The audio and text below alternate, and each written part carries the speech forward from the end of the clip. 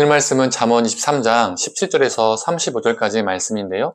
29절에서 35절까지만 읽도록 하겠습니다. 함께 읽겠습니다. 재앙이 네게 있느냐? 근심이 네게 있느냐? 분쟁이 네게 있느냐? 원망이 네게 있느냐? 까닭 없는 상처가 네게 있느냐? 붉은 눈이 네게 있느냐? 술에 잠긴 자에게 있고 혼합한 술을 구하러 다니는 자에게 있느니라. 포도주는 붉고 잔에서 번쩍이며 순하게 내려가나니 너는 그것을 보지도 말지어다. 그것이 마침내 뱀같이 물 것이요 독사같이 쏠 것이며 또 네 눈에는 괴이한 것이 보일 것이요 네 마음은 구부러진 말을 할 것이며 너는 바닷 가운데에 누운 자 같을 것이요 돛대 위에 누운 자 같을 것이며 네가 스스로 말하기를 사람이 나를 때려도 나는 아프지 아니하고 나를 상하게 하여도 내게 감각이 없도다. 내가 언제나 깰까 다시 술을 찾겠다 하리라. 아멘.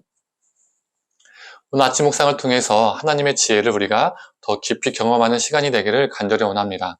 오늘 본문은 무엇으로 기뻐하며 사는가, 무엇이 우리 삶에 기쁨이 되는가를 말해주고 있습니다. 먼저 오늘 본문을 보면 술과 관련된 구절이 정말 많이 나옵니다. 먼저 20절에서 21절을 읽어보겠습니다. 술을 즐겨하는 자들과 고기를 탐하는 자들과도 더불어 사귀지 말라. 술 취하고 음식을 탐하는 자는 가난하여질 것이요 잠자기를 즐겨하는 자는 헤어진 옷을 입을 것임이니라. 사람은 술로 기쁨을 찾고 술로 슬픔을 잊으려고 합니다. 술로 슬픔을 잊는다는 것도 그 슬픔을 순간적이더라도 그 술로 제거하고 기쁨으로 대체하고자 하는 것이죠. 그래서 술로 기쁨을 찾고자 하는 사람들은 계속해서 술을 찾게 되고 또한 술을 즐기는 사람을 찾게 됩니다. 사람이 술을 먹게 되면 어떻게 될까요? 사람은 실수하기 마련입니다. 나는 술에 취하지 않았다, 나는 괜찮다라고 말하는 사람들 중에서 괜찮은 사람을 저는 보지 못했습니다.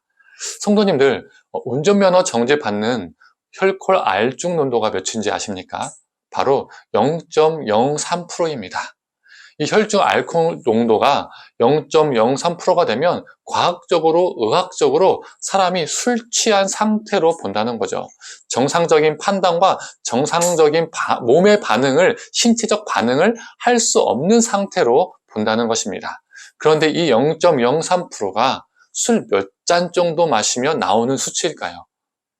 운전면허 정지를 받는 정도이니까 어느 정도 꽤 마시는 양이라고 생각할 수 있습니다. 그런데 소주나 맥주 한 잔만 마셔도 0.03%가 나옵니다. 즉, 술 한 잔만 마셔도 사람이 정상적인 판단과 정상적인 신체 반응을 할 수 없는 상태에 이른다는 거죠. 사람들은 술 한 잔 가지고 안 취해라고 말하지만 그건 그냥 사람들의 생각인 것이고 실제는 그렇지 않다는 거예요. 의학적으로, 과학적으로 밝혀졌다는 거예요. 술 한 잔도 취한 상태입니다. 오늘 본문은 술 취한 상태를 정말 리얼하게 말해주고 있습니다. 30절에서 35절을 표준세번역으로 한번 읽어보겠습니다. 눈에는 괴이한 것만 보일 것이며 입에서는 허튼 소리만 나올 것이다.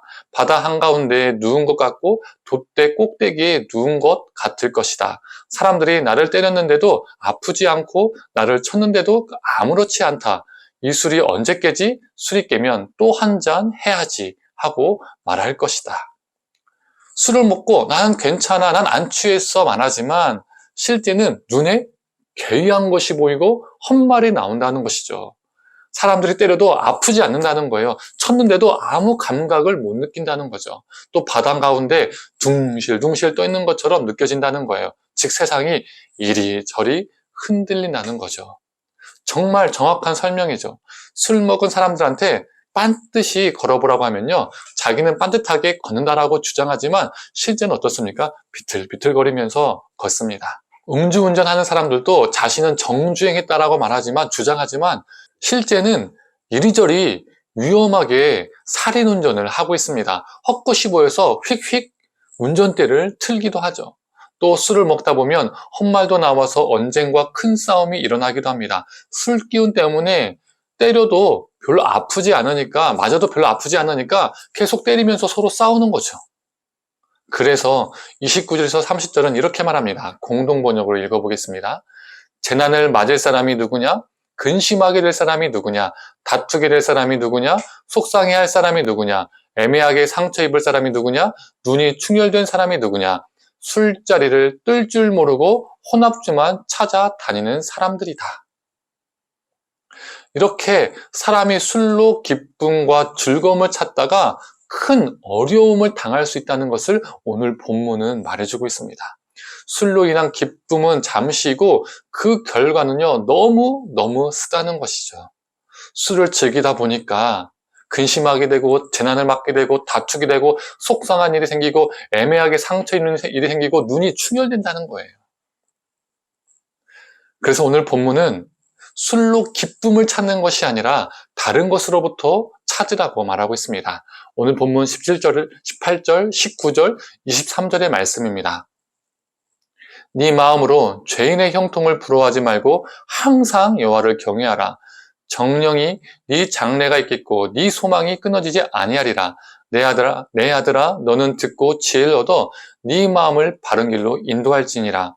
진리를 사되 팔지는 말며 지혜와 훈계와 명철도 그리 할지니라. 술로 기쁨을 찾는 것이 아니라 술로 기쁨을 찾다가 정말 패가망신하는 것이 아니라 여호와 하나님을 경외하는 것으로 우리의 기쁨을 찾는 것입니다. 진리를 붙들며 사는 것으로 우리의 기쁨을 찾는 것이죠. 술에 취하는 것은 패가망신할 수 있습니다. 그래서 우리의 미래와 소망이 다 끊어질 수 있습니다. 하지만 여호와 하나님을 경외하고 진리를 구하며 사는 삶은 18절의 말씀처럼 미래가 있고 소망이 있습니다. 그리고 19절의 말씀처럼 우리를 바른 길로 인도합니다. 술은 순간적인 기쁨을 주지만 하나님을 붙드는 삶은 우리에게 참된 영원한 기쁨을 허락해 줍니다. 성도님들, 우리가 술 취한 자들이 아니라 진리에 취한 자들, 성령에 취한 자들이 되기를 원합니다. 그래서 순간적인 기쁨을 찾는 존재가 아니라 영원하고 참된 기쁨을 누리며 살아가는 저와 성도님들 되기를 간절히 축원합니다. 함께 기도하겠습니다. 하나님, 오늘 본문은 술에 대한 위험성에 대해서 이야기하고 있습니다.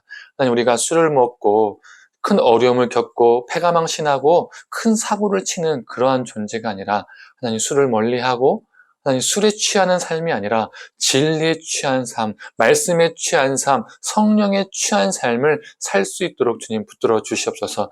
하나님, 그 말씀을 가지고 우리가 바른 길을 걷게 하시고 그 말씀을 통해서 우리의 미래가 있게 하여 주시옵소서. 소망을 보게 하여 주시옵소서. 감사드리며 사랑에 많으신 예수님의 이름으로 기도드립니다. 아멘.